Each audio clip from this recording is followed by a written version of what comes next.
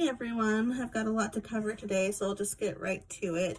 So we're discussing the ecological systems theory by Bronfenbrenner. Hope I'm pronouncing that right. And basically, this theory believes that people are inhabiting multiple interconnected systems all at once, and that the individual's genetic makeup is always interfacing with the environmental factors, and they can affect each other.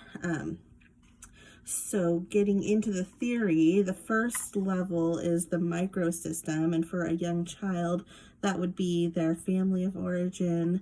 If they go to school, just immediate environments and people that they're intimately familiar with. It can also include the neighborhood if you're close with your neighbors, and your whole family's social circle, so people that the child is coming in contact with on a regular basis and that have influence. During this time, there is bidirectional influence, so the child's behavior will impact certain aspects of the environment, such as the parental behavior as well. And the book gave the example of like a well-behaved child soliciting a different parental response than a child that had behavioral problems. So that was the example. It's affected whether the parents are in discord or in harmony, and I think just whether the environment, whatever it is peaceful in general is really important. For me personally, in my early childhood, I had a stable home, and I had a really special experience with my preschool and elementary school years because I got to go to the Montessori school I talked about in the last video, and my mom worked there. So it was super insulated. I had the same teacher from age 5 to age 10. So it was a really special environment. There was an emphasis on community and friends and continuity and stability. So I think that really affected me and helped shape me growing up. The mesosystem is an interrelationship between two or more settings in the microsystem. So that could be does home and school interact with each other? Because I know it can be problematic for other kids. I just had it really lucky. Again, this is bidirectional, so each one can affect the other. For me, personally, Montessori was backed up at home because my mom is a lifelong Montessori teacher and she takes it as a way of life. So I was also just with the messaging that we received at school about social justice, which I'll get into in a little bit later, that was definitely backed up at home because my family, both my mom and my stepdad strongly identified with the social justice movements of the 60s. So that was just part of our ingrained cultural heritage at home. One thing that was interesting about the mesosystem for me was it was when I was at the Montessori school and a little bit older, like probably 8 or 9, that I became conscious of class and the differences because most of the kids that went to my school were very wealthy. They were mostly like professors and doctors' kids who could afford private elementary school. And my family was not wealthy at all.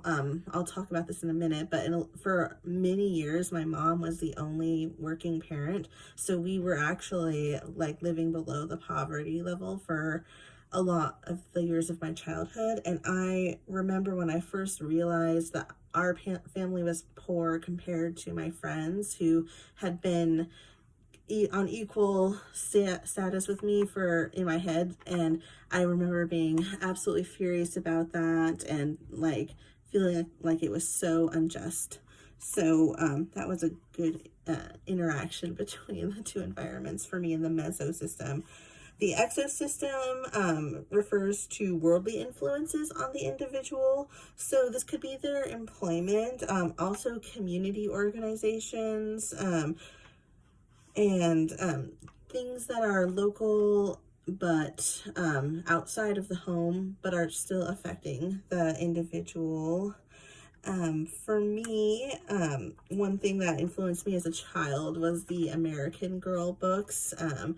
They're basically a series of historical fiction for girls, trying to get girls to be interested in like history and American history specifically, and cell dolls. But for me, it really sparked an interest in history. I went on to be to get a degree in history from the U of O, and I just loved those books so much. So that was an example of cultural influence on me. Another example would be that my stepdad during this time was working with Whitebird while he was getting his master's degree. He was an LMFT, and he later went on to work for the Center for Family Development. So I just learned a lot about mental health in an offhand way, but it was really normalized in my household that for people needing mental health help, and a lot of emphasis on the soul and the meaning of life, and existential themes like that were commonly discussed in my household. But I think my stepdad, being involved in those organizations affected me. And then finally, the macro system is the culture that affects the individual, whether they agree with it or not. Laws, the economy, kind of like the physical state of the world around them, things that are not necessarily part of our individual control, but affect us anyways. One example of the macro system and how I was affected as a child is that for a couple years, my stepdad was injured and couldn't work, and we didn't have any health care at the time because we didn't have insurance, and this was before Obamacare. So because our family didn't have any insurance, my stepdad couldn't work for a couple years, and that contributed to us living below the poverty line, and the feelings I referenced earlier of being like really unhappy about being poor. And then growing up in South Eugene, especially in the Montessori school, the emphasis on multiculturalism was really high in the late 90s or early mid, all throughout the 90s and into the 2000s. We've kind of changed that into cultural humility these days, which I think is a much better fit, but I think some of the spirit is still there. Social justice was something that was really big in my household and in my school. We did letter writing campaigns all the time. We did poster campaigns. We did protests at the school. So just having that culture of, progressive culture, I think is really still sunk in and affected me. And I still feel like those things resonate for me in the long term. All right. Thank you.